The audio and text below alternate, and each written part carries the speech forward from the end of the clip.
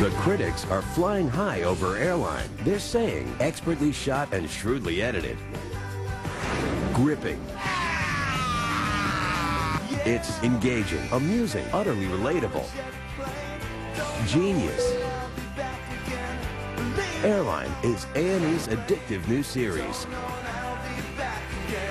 Airline.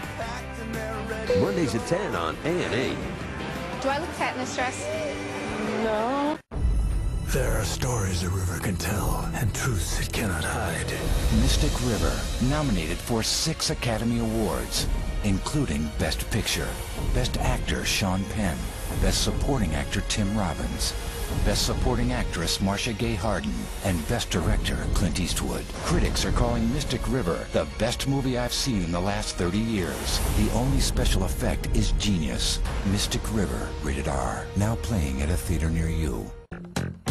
Hand me down a walking cane, hand me down my hat. Did y'all prepare yourself for the rubber band? Man, go down to lose control when the rubber band starts to jam. How much of this stuff do we think we can stand? So much rhythm, grace, and debonair from one man? No, rubber band man, get down, brother.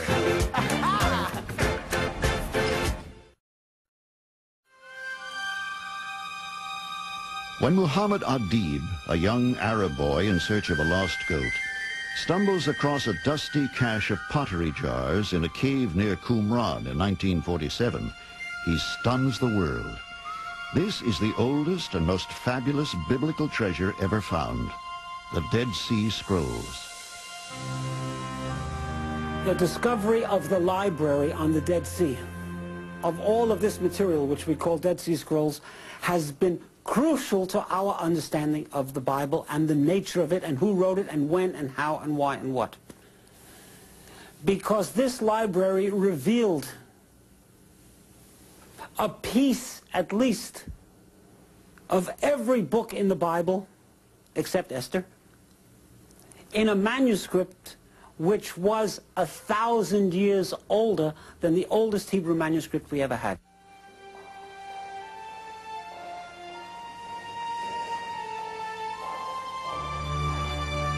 Now housed in Jerusalem's Shrine of the Book, the scrolls were written during an era that spanned the last 300 years of Judaism before the destruction of its holiest place, the Great Temple. They speak of a coming schism that would splinter the faith into opposing factions.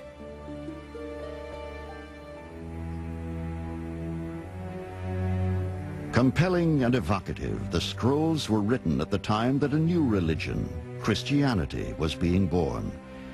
Much of the literature contained within the scrolls may well have been known to Jesus himself. Do not take riches from a man you do not know, lest it only add to your poverty. If God has ordained that you should die in your poverty, so he has appointed it. But do not corrupt your spirit because of it. Dead Sea Scroll, number 4Q416.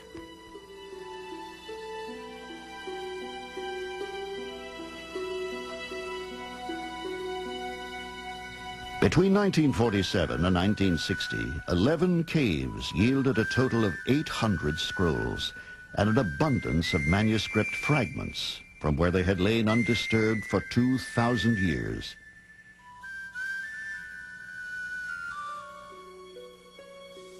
Written on parchment and papyrus, a diverse range of text appears among the scrolls.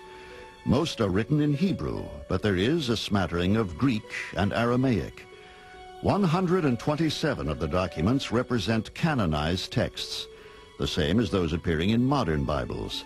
But many of the scrolls contain passages that are new and unfamiliar to scholars. A few of the documents appear as many as 19 times, written by different scribes, indicating that the collection may have been assembled from a variety of sources. We have discovered that there were in circulation different manuscripts of the same book. The book of Samuel is better than the book which we have, longer, more detailed. The book of Jeremiah is worse, shorter and more confused. So the general rule is that the Dead Sea Scrolls have encouraged us to accept the validity of the text, the Hebrew text which we have, but to acknowledge the fact that there were other texts in circulation. Were the scrolls based on even earlier, more ancient writings? And who collected them in this remote and barren wilderness? And why? The answer may lie here, in the nearby settlement of Qumran. It was once occupied by a reclusive Jewish sect known as the Essenes. The word Essene comes from Aramaic, meaning pious or healer. The sect had broken away from the mainstream of Judaism about a century and a half before the Jews' fateful war with the Romans. Choosing to live an isolated life in the desert, they dedicated themselves to religious worship in anticipation of a long-awaited Messiah, even as Jesus was about to make his entrance into history. Deeply pacifistic, the Essenes were most likely responsible for hiding the scrolls. But why? Scholars have searched the ruins in vain for answers. Did the sect believe that the Romans would destroy the temple in Jerusalem and had therefore brought its holy documents to Qumran for safekeeping? Perhaps not. For as the texts were translated, it became clear that the Essenes and the Jerusalem priests were not in agreement with one another on fundamental religious issues. Mixing is forbidden because the people are holy and the sons of Aaron are the holy of holies. Nevertheless, as you know, some of the priests and the people are mixing. They are intermarrying and thereby polluting the holy seed. Dead Sea Scroll, number 4Q398.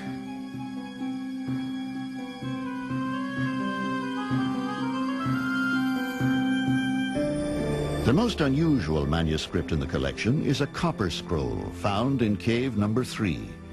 It lists 64 locations of buried treasure in the area, but nothing has ever been found.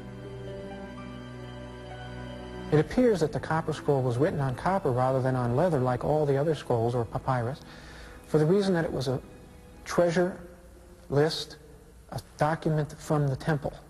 And documents from the temple, that is, official documents, often were written on copper, to judge from parallels in other temples.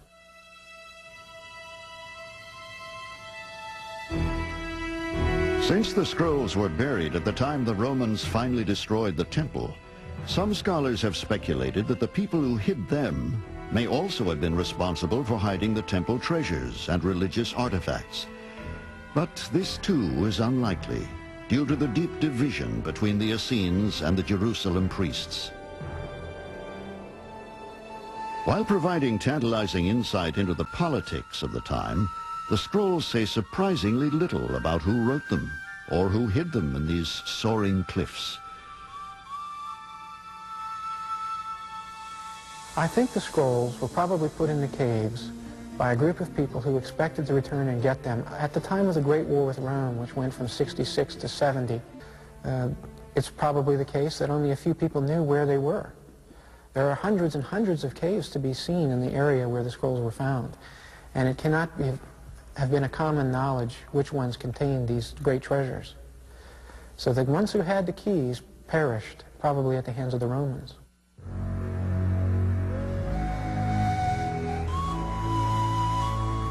Buried when Jesus walked the Holy Land, preaching a new view of the world, just before a war in which Rome almost annihilated the people of Israel, the scrolls preserved in the caves of Qumran offer a few clues about their authors.